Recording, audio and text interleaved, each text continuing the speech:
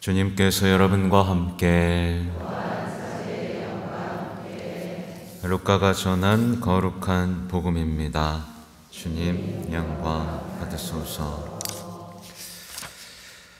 그때에 부활이 없다고 주장하는 사두가의 몇 사람이 예수님께 다가와 물었다. 스승님, 모세는 어떤 사람의 형제가 자식 없이 아내를 남기고 죽으면 그 사람이 죽은 이의 아내를 맞아들여 형제의 후사를 일으켜 주어야 한다고 저희를 위하여 기록해 놓았습니다. 그런데 7 형제가 있었습니다. 마지가 아내를 맞아들였는데 자식 없이 죽었습니다. 그래서 둘째가, 그 다음에는 셋째가 그 여자를 맞아들였습니다. 그렇게 7이 모두 자식을 남기지 못하고 죽었습니다. 마침내 그 부인도 죽었습니다. 그러면 부활 때에 그 여자는 그들 가운데 누구의 아내가 되겠습니까? 7이 다 그 여자를 아내로 맞아들였으니 말입니다. 예수님께서 그들에게 이르셨다. 이 세상 사람들은 장가도 들고 시집도 간다.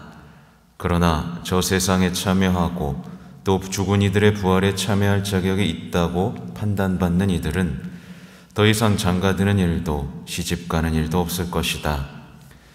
천사들과 같아져서 더 이상 죽는 일도 없다.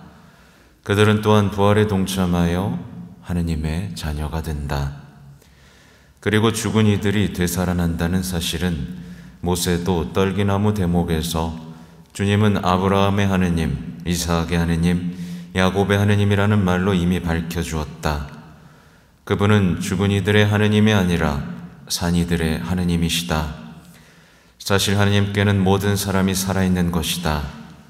그러자 율법학자 몇 사람이 스승님, 잘 말씀하셨습니다 하였다. 사람들은 감히 그분께 더 이상 묻지 못하였다. 주님의 말씀입니다.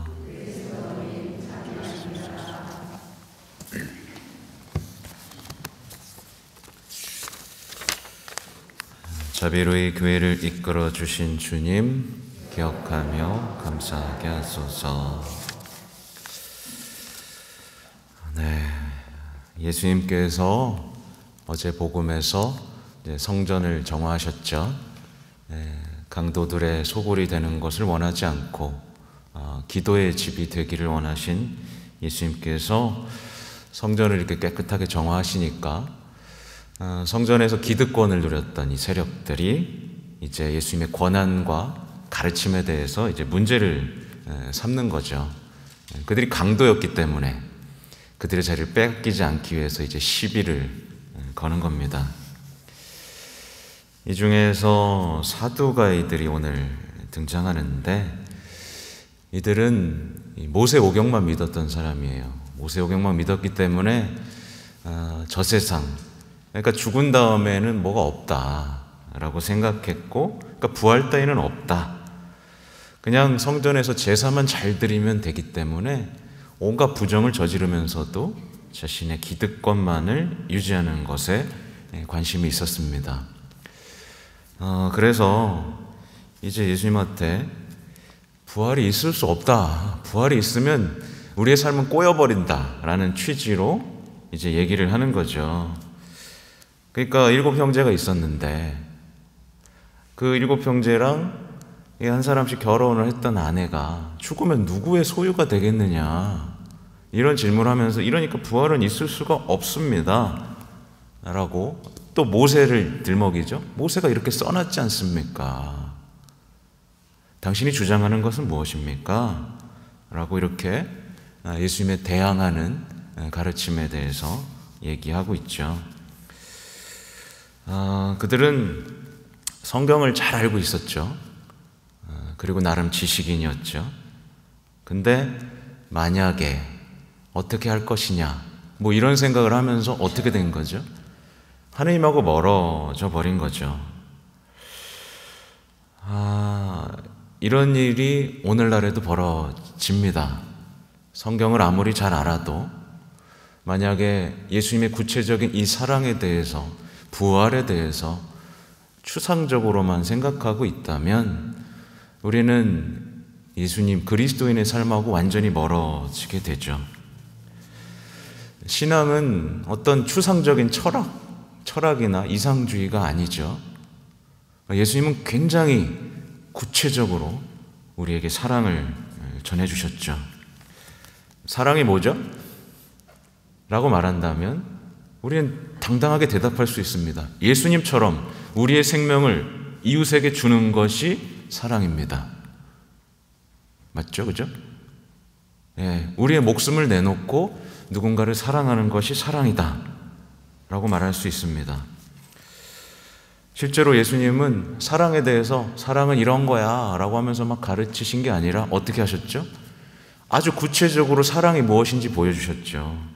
구체적으로 여인에게서 탄생하셨고, 구체적으로 사람이 되셨고, 사람으로 살면서 끊임없이 누군가에게 가까이 가셨습니다. 그죠?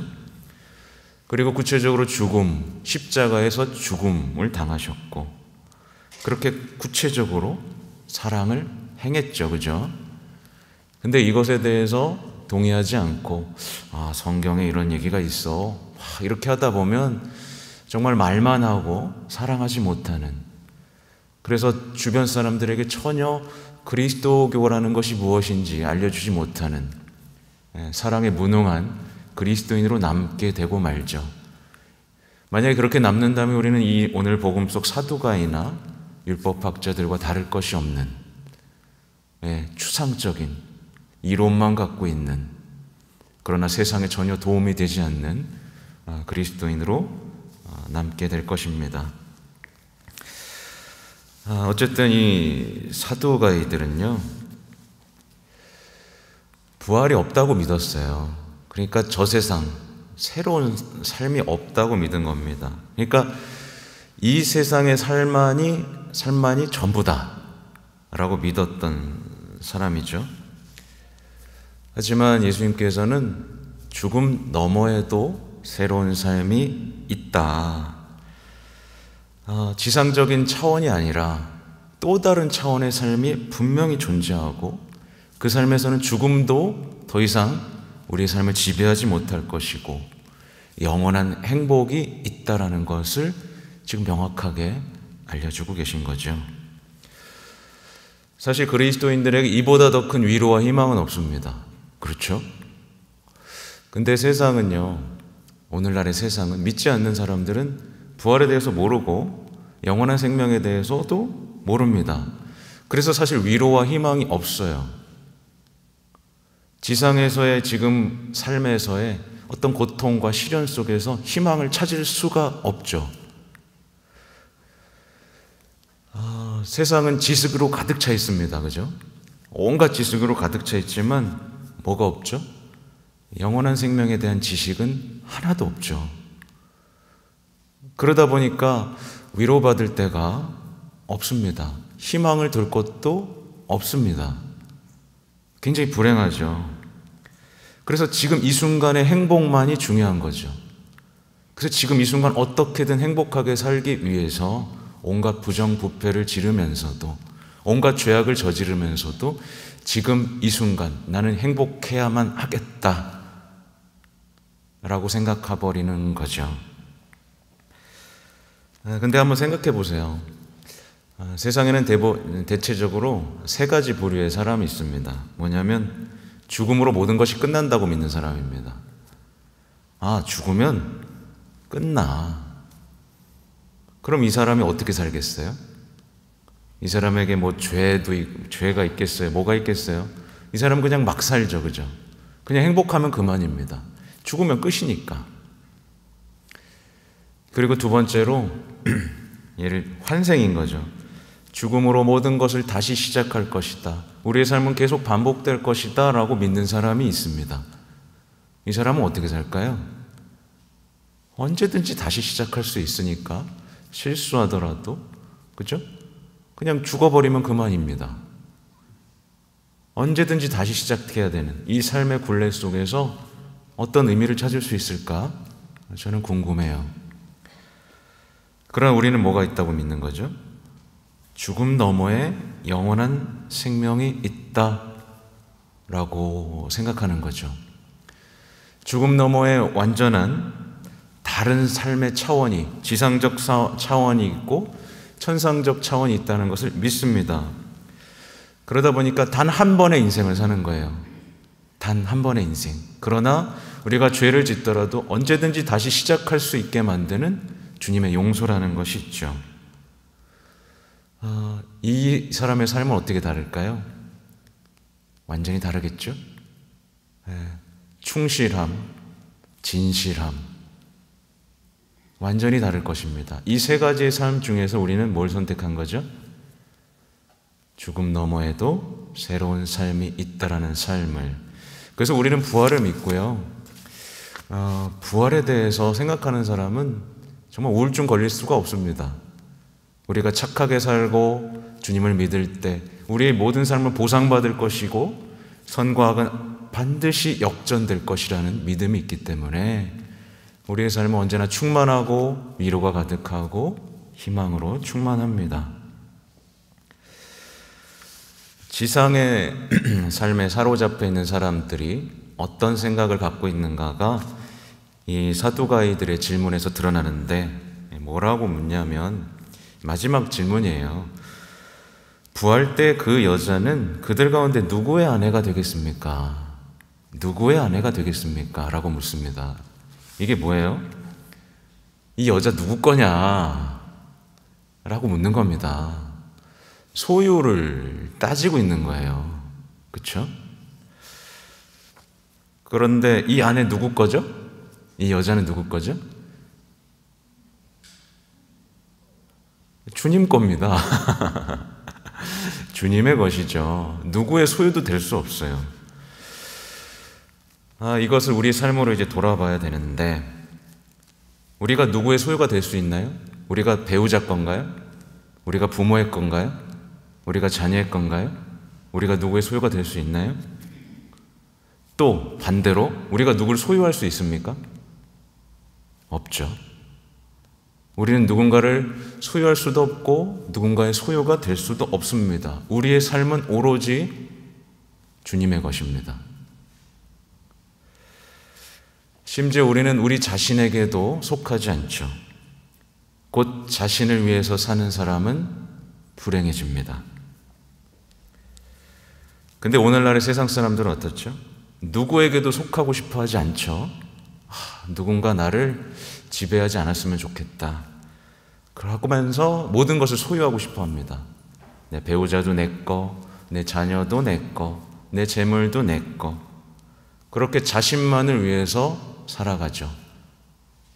이런 사람들을 뭐라 그러죠? 이기주의자. 자신만 아는 사람. 모든 것이 자신을 중심으로만 돌아가야 된다고 생각하는 사람. 이들은 반드시 불행해집니다. 자기 자신만을 위해서 살고 자신의 소유물을 위해서만 살고 그 자신만을 위하는 삶에 주님을 탁 얹은 사람이 있어요. 나를 위해서 주님이 그러니까 주님마저 자기가 소유하려고 하는 거죠. 그러나 우리는 뭐죠? 반대로 생각해야 됩니다. 우리는 주님의 것이고 주님께로 되돌아가야만 합니다. 결국 우리가 주님 것이라는 것을 이 세상에서 깨닫고 주님과의 그 친밀한 관계 속에 있는 사람은 행복하죠. 내가 주님의 것임을 알기 때문에 내 삶을 소중하게 살 것이고 내 이웃이 누구 거예요? 다 주님 것이기 때문에 이웃도 소중하게 생각하죠. 결국 구체적인 사랑과 나눔으로 열매를 맺게 됩니다. 그리고 마지막 날에 죽음도 허무가 아니라는 것을 알게 되죠. 그분 품으로 돌아가는 것이기 때문에 그렇습니다. 아주 인상적인 표현이 있어요. 죽은 이들이 되살아난다는 사실은 모세도 떨기나무 대목에서 이렇게 말했죠.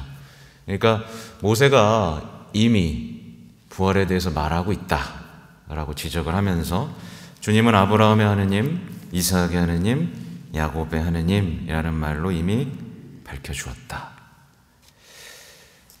말하자면 예수님은요, 주님은요, 여러분 각자의 하느님이 되고 싶어 하시는 겁니다.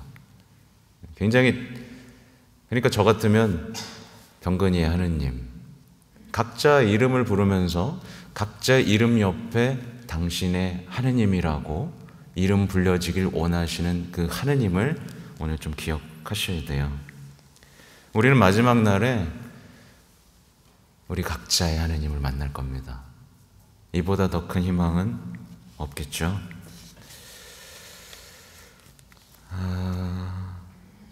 마지막으로 생각해 봐야 될 것은 성모님이죠. 성모님은 어떤 분이었냐? 완전히 하느님의 소유가 되신 분이었죠. 그리고 행복하다고 불리신 분입니다.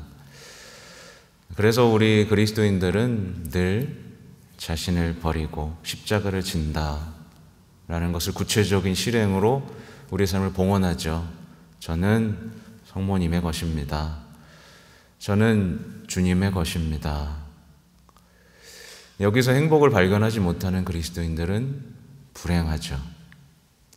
불행한 그리스도인의 특징은 언제나 성모님 내 거, 주님도 내 거, 자식도 내 거, 부모도 내 거, 다 내 거여야만 하는 사람인 거죠.